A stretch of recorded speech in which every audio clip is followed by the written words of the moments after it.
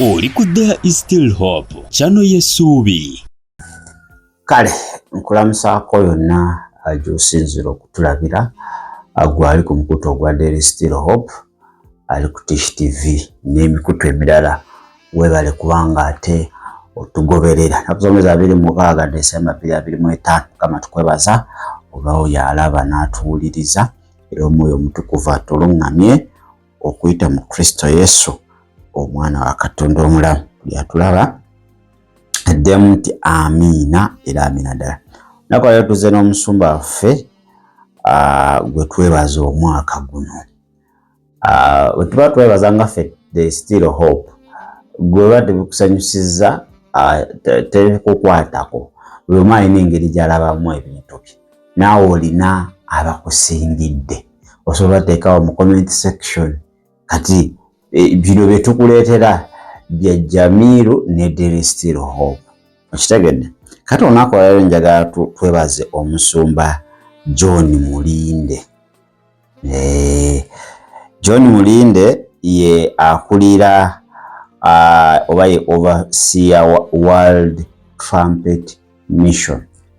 World Trumpet Mission. Oba mwagita Prayer Palace. Abamu mutsa Prayer Palace.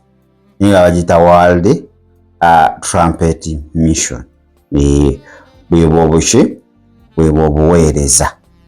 Kakati banayi etasiimu abaganda bagamba ebulwagiwa naye omusumba oyo tumwebaze buli byonna byayitamu saga zonna ezaaliwo guno omwaka weewa nti ate bino bibaddewo byonna mwabiraba naye asigadde ng'aweereza Katonda.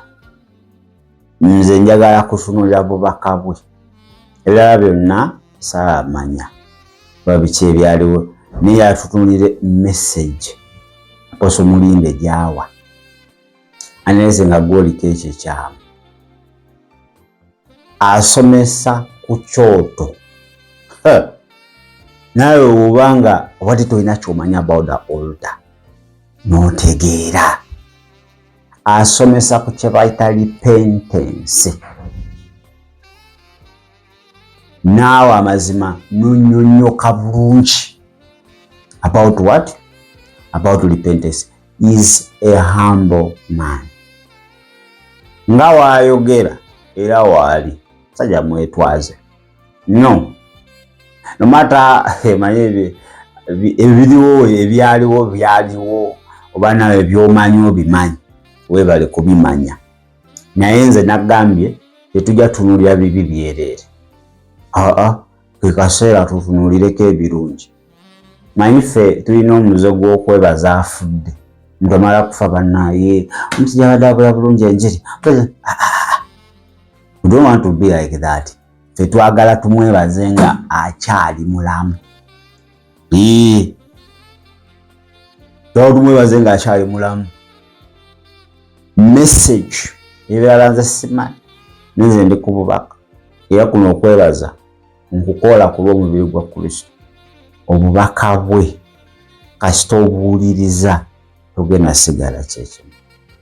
Ayina powerful message. Obubaka obumutera obuleeta mbubateerako awo naye nga omanyi nti Bayibuli ga mu biro eby'oluvannyuma okwagala kw'abangi kuliwola.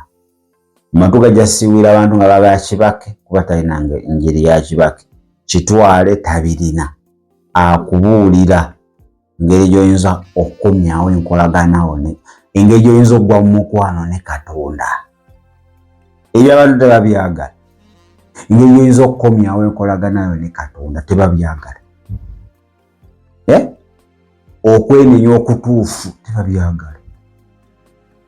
Ekyoto muggwe tebabyagala. Kati era abatono ababiri abo abantu baagala kibake. Aisi mafuta ne bakuyiwako wenna okuva North East Central wonna ebyo abantu bakola ki ne bambi he has moved an entire country, entire world. Following akola conferences Kenya, South Africa, wonna the whole world. Mukama wa mulungamiza genda agenda n'akolayo enkuŋŋaana ate takitandise kati. Kujjawo nga gwe wakatandika omugoberera, yakitandika dda. Okitegedde? So saawa zino abasumba baali easily diverted mu biro bino. Omuzumba okulemera oba okusigala ku mulamwa oba ku musingi gw'enjiri gye yatandika nayo balange si kyangu. Abamu batandikira mu kwenenya kati bali mu kisa. Si kyangu kubanga bingi, diversion is imperative. N'okubanga otuuse kweri eddaala otambula amawanga okola conference ninosigala nga you are humble. Manyi mu Uganda muno abasumba bakyali humble. Abeetwaze batono. Abamu Mukama abaako abatuusiza oba bwe babaako we beetuusiza bamera ebiwawaatiro tebatuukikako. Bafuna SFC zibakuuma, bafuna agavubuka ga bouncer ng'egabakuuma bazibu. Bulaba boogeza buyinza nga be bannyini bwo. Okitegeera? Okumulaba protocol must be observed. Naye omusajja enjiri ye ekyali ku mulamwa. No matter wabaawo bibaawo mu bulamu, kankubulire naawe amukomerera emisumaali, you are not Mr. Perfect. Lwakuba tonnaba kumanya. Naye naawe weemanyi waliwo areas ezikyagaanye. Kati lwaki otunuulira ezooli nga naawe ezo ziri awo zitudde? Obudde bw'omala ng'otunula areas lwaki tokola ku zizo? Tuyiga okwebaza, tuyiga okusiimangako abo Mukama baawadde ekisa ne basigala nga bakyayimiridde. Gwe yali mbeereegi yakukuba, toddangayo wali we wali. Just one situation. Ku level gy'oliko wakubwa toddangayo wali. Naye just imagine level. Jukira buli level gy'otuukako new level new devil. Engeri Stanley yakulumbamu nga wakalooka sijja asobola okulumbamu kati. Engeri Stanley yakulumbamu ng'okyali brother sijja asobola okulumbamu ng'ofuuse pastor. Buli oweeyongerako amadaala mu nsi ey'omwoyo ne Sitaani engeri gy'akulumbamu gy'akoma okwongeramu obukodyo bwe. Okitegeera? So buli omwaka abaami amawulire gasaasaana koze divorce biki ebisaa biyitamu kubanga bangi nammwe mwadivorcinga. I don't support divorce. Siwagira okwawukana. Nammwe bangi wadde mukyabeera mwenna naye mwayawukana dda. Buli omu ali mu kisenge kye mutya kwogera, buli omu akola bibye, mwayawukana. Wano mutusiba kikookolo. Abamu mwafunayo dda gye mumalira ebirowoozo, mwafunayo dda abakyala abalala. Wano mutulimba bulimbi. Kati tovaayo nagamba nze no. Tusiimengako. So Apostle John Mulinde with a humble request on behalf of the Still Hope tukwebaza n'obuweereza bwonna tubwebaza Go Nation. Tubita Go Nation. Tubebaza emirimu gyonna gye mukoze eki World Trumpet Mission. Emirimu gyonna ne campaign eya Go Nation nayo twebaza nti you have taught people. Omulembe guno wavaayo ng'osomesa ate nga amazima ogenda kufuna batono lwa nti tamanyikiddwa nnyo. Naye wavaayo nga kibaka ekitwale kiyoole kirwa simanyi ne gwe kwata bukwasi olirabira eyo ewaka ate gw'ogenda kumanyika ki? Ogenda kumanyika nnyo. Kale omusajja musanga lwaki Apostle tomwagala? Talina nsonga. Oluusi ali ku allegations. Kati nze saa zono sikyatunuulira mistake zo. I want to look at the good part. Ntambule. Kubanga ebibi byo tebigala kunnyamba, tebina kibinyongerako. Wabula ate ebirungi by'olina ebitono ebyo oba ebingi ate bisobola okubaako level gye bintwalako. Okitegedde? So twebaza Apostle Mukama akuwa omukisa. singa wali gwe kweyo level gyaliko amazima temptation zimpitirivu nnyo nze asisinkana nze saagala kutekugenda mu ebyo naye wabanga akyayimiridde tulabangako buwala busimbye layini awo ntalaba osampa olubuto alaba tetunabiwulira era tusaba tuleme nabiwulira bireme nakubaayo enjiri gyasomesa amazima n'oba olina omutima ogulinga ogwejjinja kujjawo ng'oli mwana wa kubula nga yakukwatidde kukusomesa ku true repentance nga yakusomeseza ku kwenenya okitegedde nga yalanze kusomesa ku kyoto nga atandise kusomesa kuba omwegayiriziya my goodness omwegayiriziyaani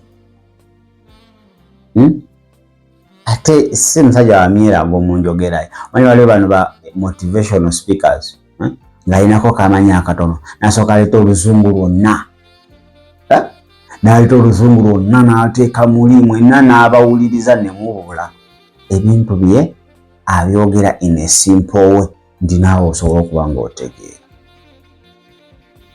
atera okukyalako emutumbe by the way era no last yasembayo ogendayo mwezi kyogo mabegakaawo era enjiri ye nagiwuliriza njeri ennungi bw'oba oyabazimba muntu wo wa munda ng'oyagala ogwe mu mukwano ne Katonda okola enkolaganayo ne Katonda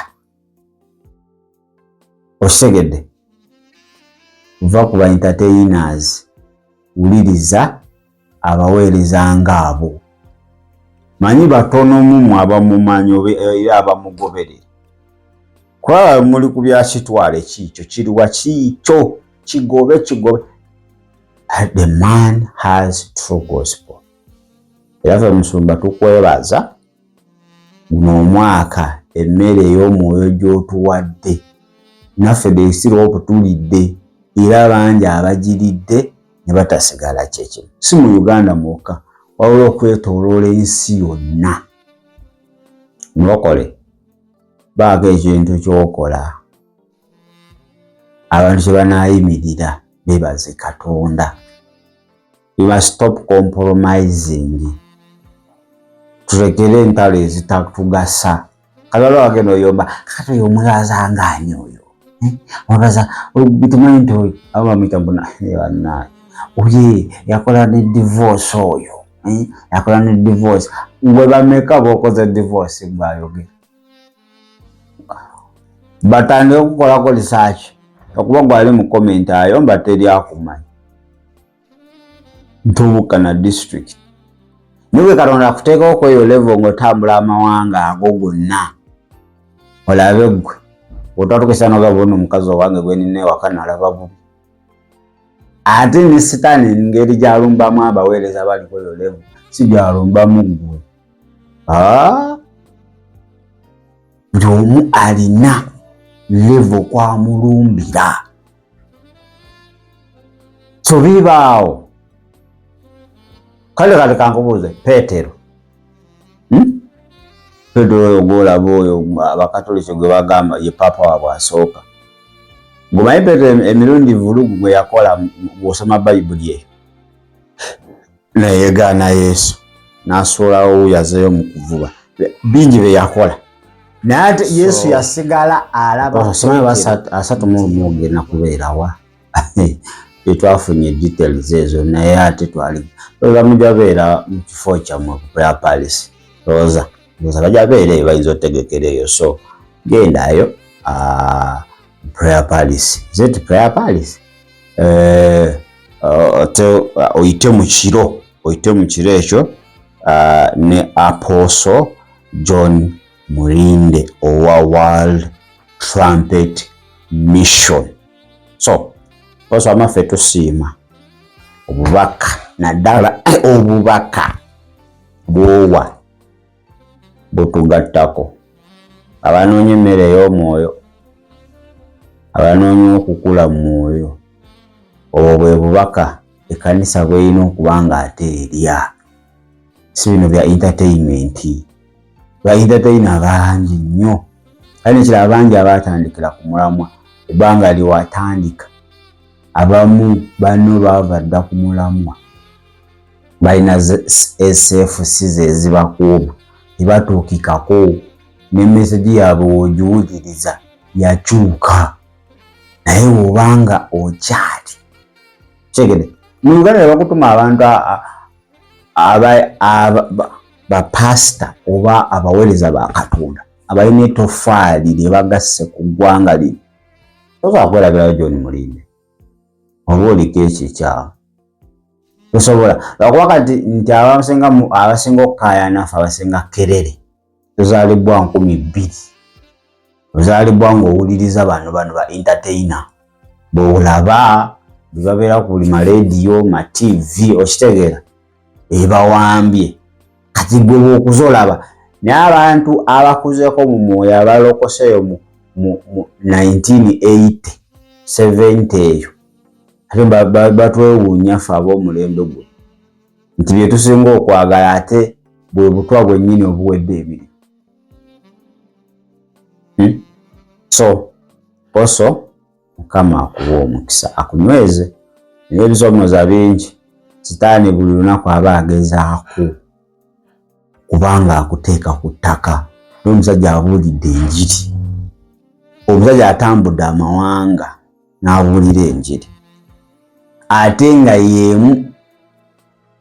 Omanyi bwe basobola okujja ne bakutwala e America n'okyamuka ng'alabye ku bazungu n'eddoola enjiri n'ogikyusa tandise balagula awo baseseme ssente naye oba aliwa the same gospel.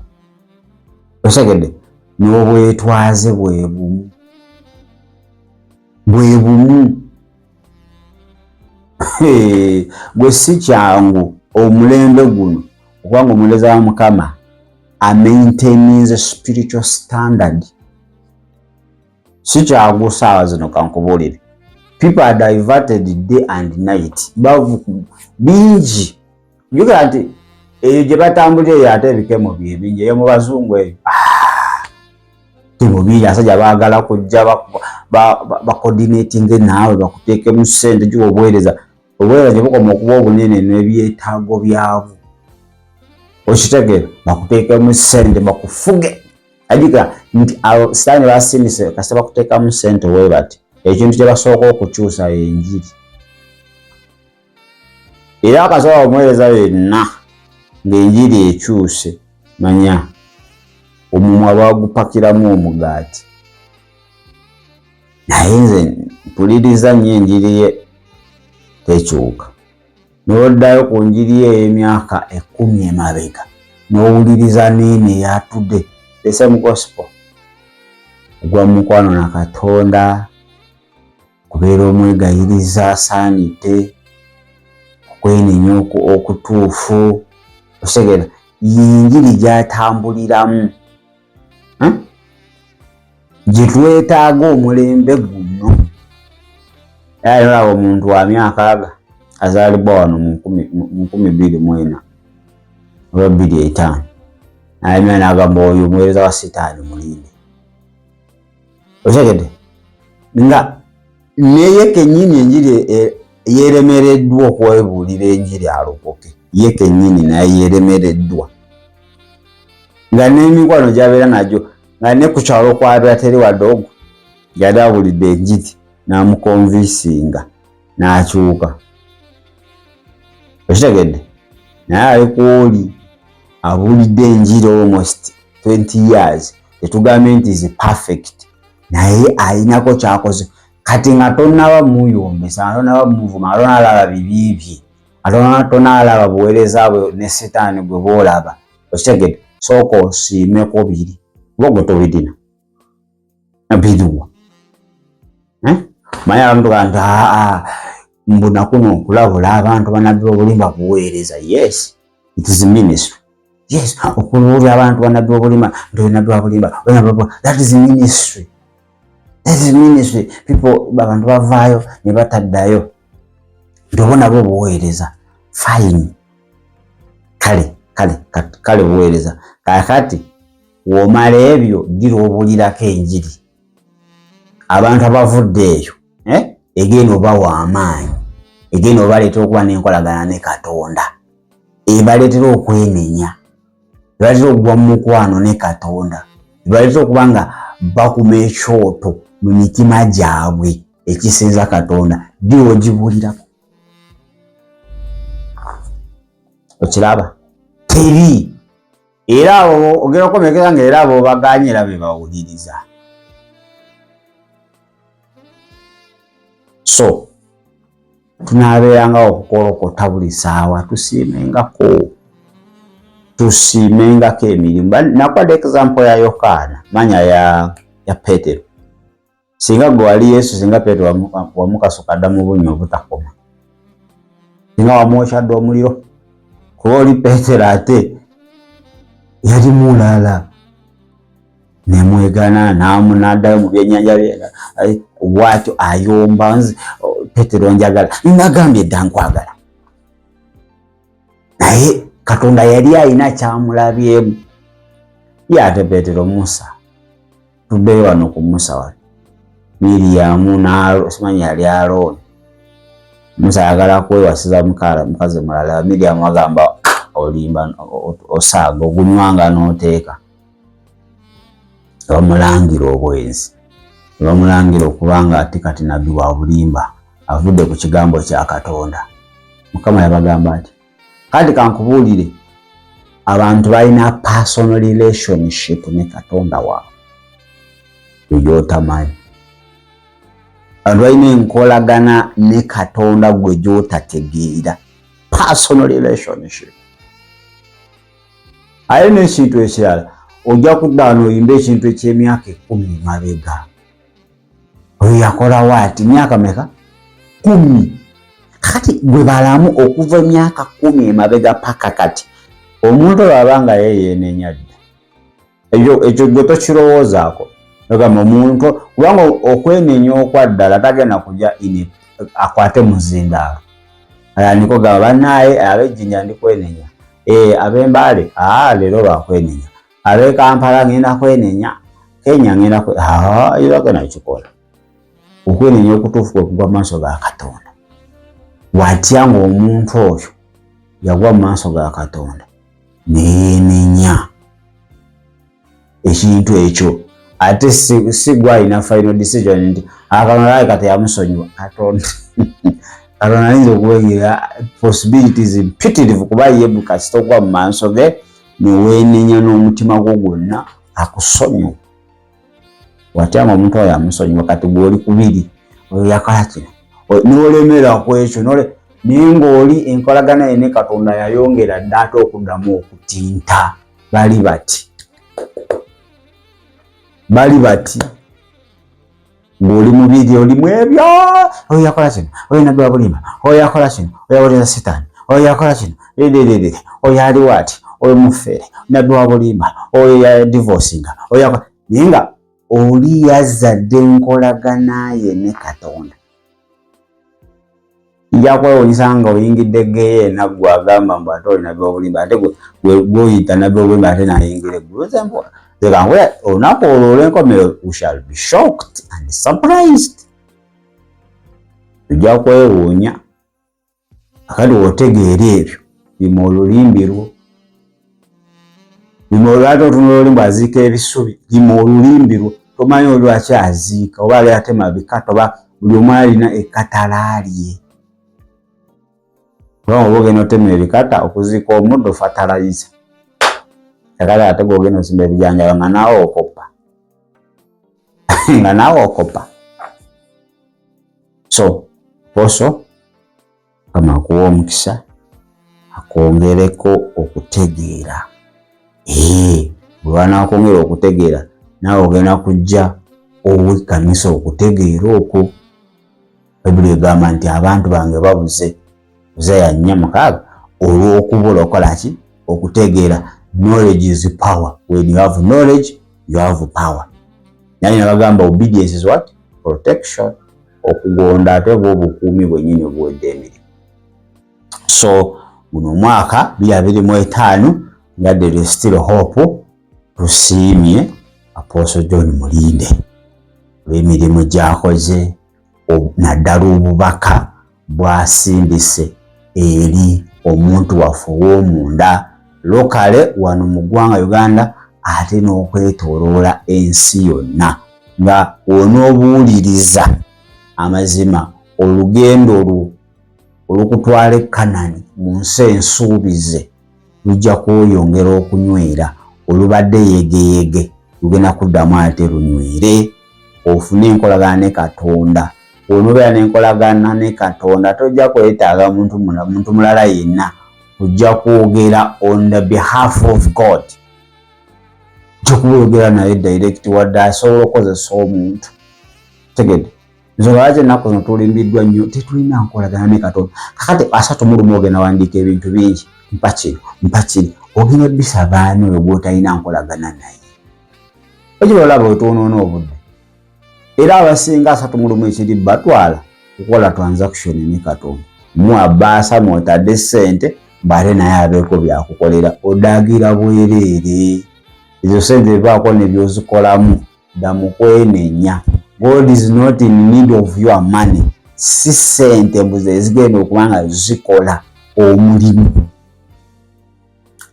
omuwaliriza okukolera ekyo kyoyagala nedda enkolagana. Wali ebintu byagenda n'okukolera nga tomusabye kubanga enkolagana gy'olina naye ajja kulaba nti mwana wange kino akyetaaga abiku nga tomusabye. Naye kakati nti batutadde mu katu nti baasa era kati eza baasa wazitadde ebbali naye omutima oganye ogwawula ku bintu ebirala. Era ogenda twala omutima gw'omukyafu owaye ebbaasayo we Mukama nkolera Mukama bino onotoka mu gwokusatu teri gwokuna teri hafe eya teri kane bana ebya Katonda bino nedda akuzemu essuubi kati tutuusa wakati w'omwaka siga omwaka ogusigaddeyo ekitundu ky'omwaka ekisigaddeyo kisingire. Ogitegeera kati yeye bwe obusibe bwe batutaddemu obwa crossover bwe obusibe bwe batutaddemu nti tugenda kukolako tuli kugenda kukola transaction tetuligenda mu maaso ga Katonda mukabirira atusonyiwe ebitusobyeko 2025. Transactions era oli wanaabera nga talina bbaasa ajawulira bubi nnyo. Amateekamu ekiweebwayo ekisinga okukuluma nga onookiwayo mu maaso ga Katonda kigenda kuluma saddaaka ekuluma yeyeeko ebituligendamu. Why? Ba enjiri gy'obadde olya buli lunaku eti weekugamba naye obadde olya enjiri nga Apostle Mulinde gy'asomesa n'oba otaddemu 10 nga luvudde ku ntobo y'omutima gwo ojja kubeera happy, ojja kubeera contented, ojja kusaba Mukama era ajja kuwulira. Kama tukwebaza olwa World Trumpet abamu bagiyita Prayer Palace ne tukwebaza ku lwa Apostle John Mulinde obubaka bw'omuyisaamu yonna gy'omutambuza. Kama tusaba ne 2026 omunyweze mwongere okutegeera n'okubikkulirwa asobole okuba nga ate ayogera eri abantu bo.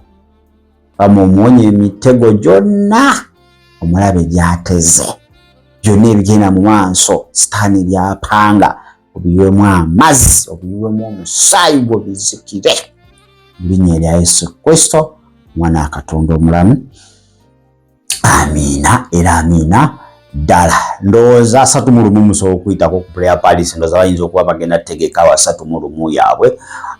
Asabire ojja kumpa details mu video eziddako nsobola okuba nga ndagirira bulungi abantu. Genda eyo bakusomese ekiro ekyo ogwe mukwano ne Katonda weenenye okomewo ng'oli mujja 2026 ng'oli kitonde kijja. So gwena kuŋŋaanira ku Prayer Palace Apostle Mulinde sooka otuwe details zaawo abantu tusobole okuba nga tukola ki tubalagirira wali emmere entuufu gyebasobola okuba nga balya 225 226 ey'omwoyo. Kale gamba Yesu nkwebaza olw'obulamu bwange, nkwebaza olw'abaweereza bonna ekigambo kyo ky'otuwadde Mukama obulamu gye tuli. Ebankuwa obulamu bwange era omulokozi era Mukama waabwo, saasire obutali butuukirivu bwange, nenenyeza Mukama olwaleero. Nongoose n'omusaayi gwo okuyita mu Kristo Yesu omwana wa Katonda omwana tusabidde, amiina era amiina ddala. Kale gwe eyakatuuka subscribing o liking o sharing comment section yonzigule okuba nga otuwa endowooza zo. Akagambo ako join okalaba kakooneko, onokakoonako ndowooza ojja kuba nga ojjuzaamu byonna bye bakugamba, ate ojja kuba otuwa support nga naffe obweza twetaaga support by the way. Twetaaga support data oyo ye baaba abalina YouTube bayinza okukugamba video emu giteekayo yinza okuba nga ekulya GB 10 10 GB ng'ogitadde mu original yaayo. Kati gwe bala olunaku teekayo video meka GB 10 za meka okitegeera ate nga toliswa ndi bannaye lenti masannyalaze biki byonna neetuukiriza Mukama eyabakozesa guno omwaka abayimiridde naffe bane Mukama abawa omukisa. Simu abagagga ennyo naye ate mutukoze bulungi. Mukama abawa omukisa ogw'amaanyi, abanyweze mu lugendo luno olw'obulokozi mu Kristo Yesu. Amina. Kati kampumulemu wenzira, njagala nkuwa amakanisa gy'otalina genda. Kwasa tumulumu njagala nkuwa ekkanisa z'otateekeddwa kulinnyamu. Nga kasita ogenda eyo ojja kuba oyingidde essabo eriri modern eririna eŋŋoma ne keyboard erigamba nti litendereza n'okusinza. Nkubuulire ekikasi kijja kuba ntono ziti kitundu kyaffe ekyokusatu ekyamakya g'olwaleero omukulu taliiwo.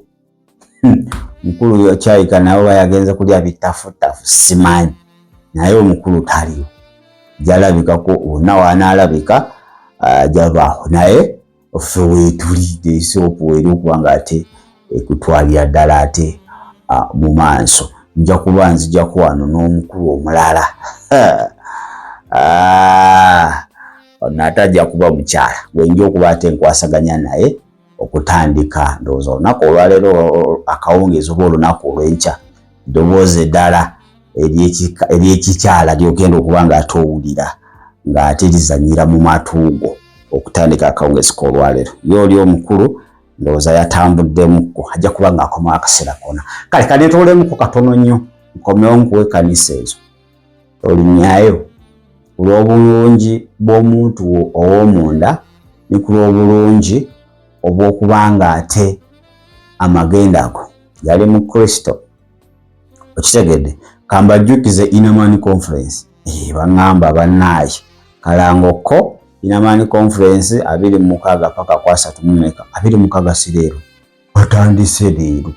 Itirayo wali ekasubi omuntu ow'omunda osokebamu ekitumbu waawo adde bujja paka nga 3 ndowooza n'okuyita mu kiro bajja beeraawo. Nawe oba onoonyawo ogenda okuyita mu kiro yitako wali ku ki ku Inamani. Kaneetolemuko katono nsobole okuba nga ate nkomawo. Miriam Warugaba agenda kubeera Kiteebi Playground Primary School. Awo nze ngenda bakwita batya, ngenda kuzuulira kuzigira oteekeddwa okubeera. Kati nakakuwa ebifo 3 Inamani awo bajja beerawo ndowooza okuyita mu kiro. Miriam Warugaba wepwa jakubeerawo awo ku Kiteebi. Ate nkuwadde ne Prayer Palace ewa Apostle John Mulinde naye genda oyitaawo mu kiro. Nze wenkukoonera ogenda Mukama akuluŋŋamye wa watuufu, naye nze wenkukoonera nze awo wo osobola okufunawo emmere entuufu. Dakiika emu obuulire gy'otateekeddwa kugenda. Shalom. Webale kulaba There is Still Hope. Okumanya ebisingawo tukubire ku 0752 34 14 47 oba ku 0761 08 83 15. Osobola n'otufuna ku email eya tishitv74@gmail.com. Eno ye There is Still Hope, channel y'essuubi.